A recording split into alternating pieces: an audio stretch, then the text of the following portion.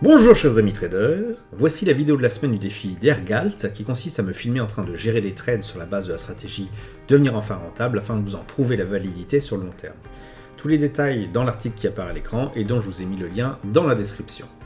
Alors je rappelle que dans cette vidéo je ne vais pas expliquer ce que je fais mais juste le faire, parce que l'idée est de montrer la validité de la méthode au travers de ses résultats. Et si vous souhaitez comprendre ma méthode, je vous invite à cliquer sur le lien dans la description qui mène à la formation. Lundi 13 février 2023, je commence ma petite liste.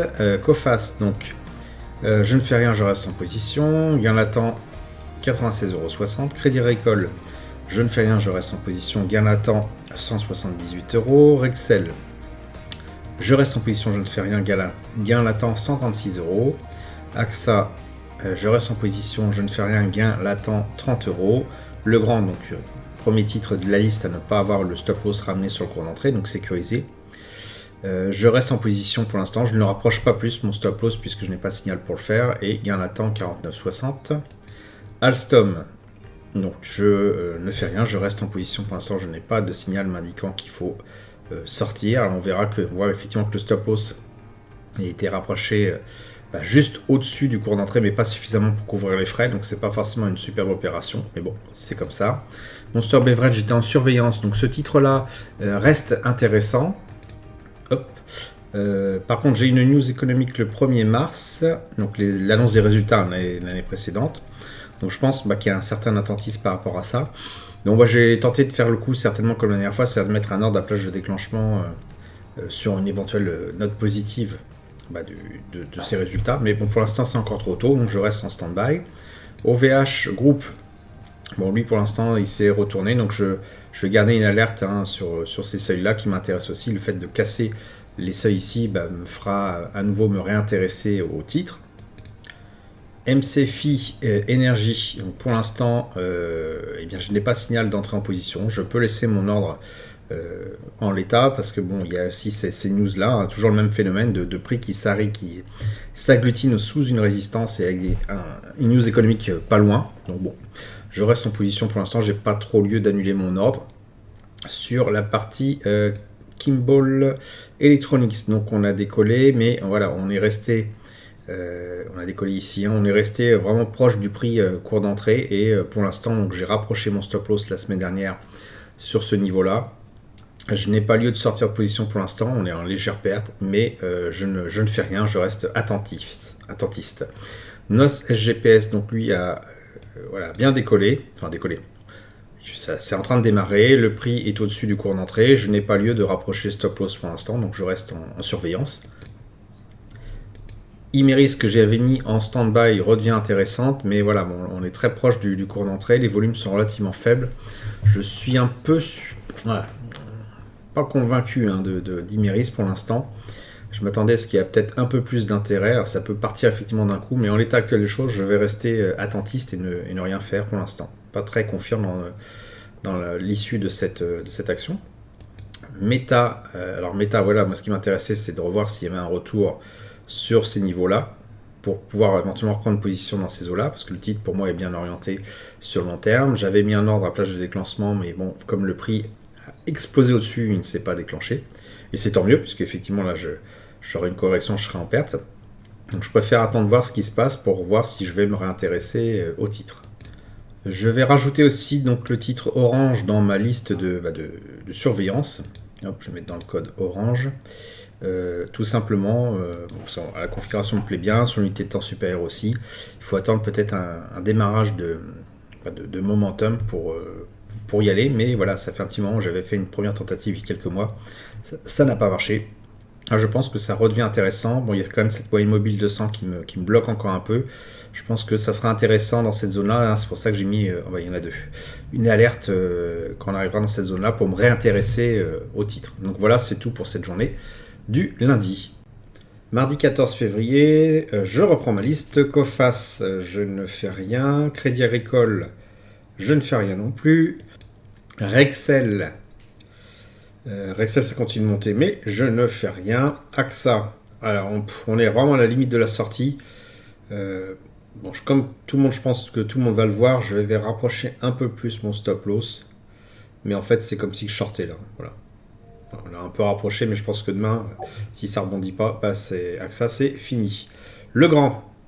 Alors, je vais pas respecter complètement mon plan et je vais rapprocher mon stop loss sur le cours d'entrée pour le sécuriser.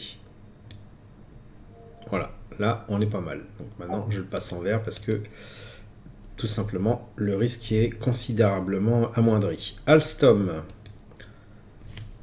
Alstom va certainement se retourner aussi. C'est pas encore fait, mais bon, l'état actuel des choses, je pourrais pas trop rapprocher le stop loss. C'est vraiment histoire de dire, pour la gloriole, hein, si je le rapproche, on peut le faire, mais bon, j'ai rapproché quoi de ça, quoi. Voilà, ça apporte pas grand chose. Monster Beverage, qui je rappelle était en surveillance. Hein, bon, bah, je surveille toujours.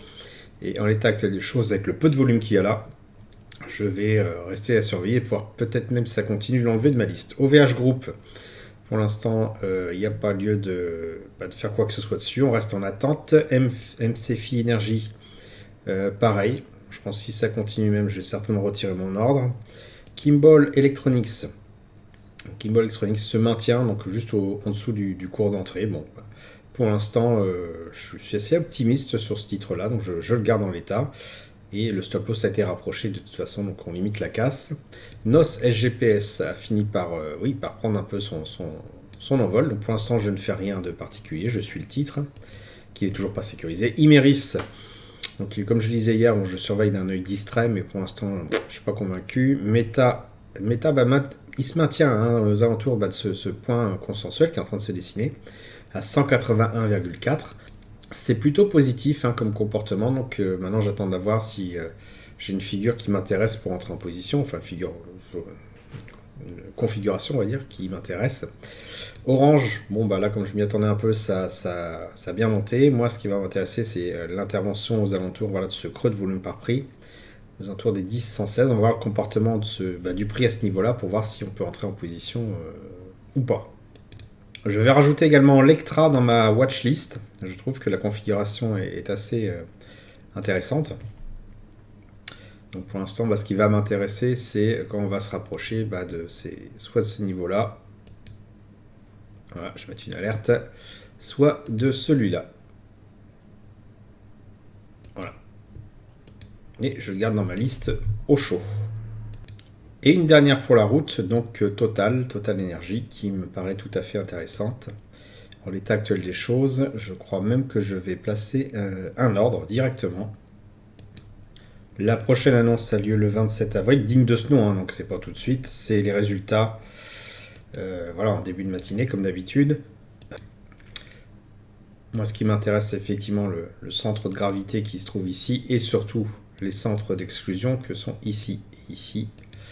Et donc je place un ordre à plage de déclenchement. Allez, ici.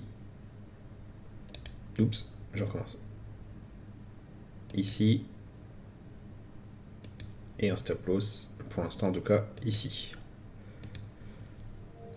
Je le rajoute dans ma liste de fichiers Excel. Hop, voilà. Et c'est tout pour aujourd'hui. Mercredi 15 février 2023, Coface, je reste en position, je ne fais rien. Crédit Agricole, même chose. Rexel, même chose, ça a pas mal monté, mais même chose. AXA, on s'en doutait, AXA, donc c'est retourné. Et donc je suis sorti de position. Alors le gain était de, hop, je l'affiche. Voilà, 17,50 €, moins les frais. Entrée en position, sortie de position, plus la taxe TTF. Au final, j'ai calculé donc 3,43 €. Donc en gros, je suis sorti à 0 pour AXA. Mais bon, la tentative valait le coup quand même. Donc je ressors à 0 et je le retire de ma liste. Le grand s'est mis à décoller, mais je reste en position et je ne fais rien de plus. Alstom a toujours un peu de mal à décoller. Donc je reste en position, je ne fais rien de plus. Monster Beverage, donc qui redevient à nouveau intéressant, donc une news dans très peu de temps. Alors, c'est pas tout de suite, c'est quand même dans 2 semaines. Configuration qui m'intéresse. Bon, je vais tenter le coup avec un ordre à seuil de déclenchement, plage de déclenchement, pardon. Donc un peu au-dessus de cette zone-là. Et le stop loss pour l'instant là, 84 $ de risque. Voilà, on va voir ce que ça donne après. Et bien sûr, je la rajoute à ma petite liste, mon fichier Excel. Voilà. La suite, OVH Group. En stand-by pour l'instant, bon, il y a peu de volume, je pense que c'est quelque chose qui va tomber à l'eau. MCFI Énergie. Donc là, peu de volume aussi, c'est en train de baisser. Bon, à voir comment ça se comporte en arrivant ouais, sur ces niveaux-là. Pour l'instant, c'est quand même pas très bien orienté. Kimball Electronics, donc bon, ça a un peu de mal à décoller, mais bon, pour l'instant, il n'y a pas lieu de faire quoi que ce soit. NOS SGPS, ça devient intéressant. Je pense que je vais pouvoir rapprocher le stop loss à break-even d'ici peut-être une séance ou deux, donc à voir, hein, à suivre.